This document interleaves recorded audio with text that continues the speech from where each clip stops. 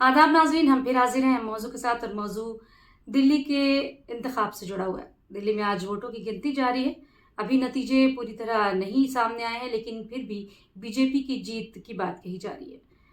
इस बीच दिल्ली के साबिक वज़ीर आला अरविंद केजरीवाल ने मीडिया से गुफ्तगू करते हुए अपने कारकुनान और आवाम को पैगाम दिया कि वो उनका मकसद सियासत में आना हुकूमत करना नहीं था, बल्कि सियासत में आने का मकसद आवाम की खिदमत करने का था, जो वो हमेशा से करते आए हैं और करते रहेंगे।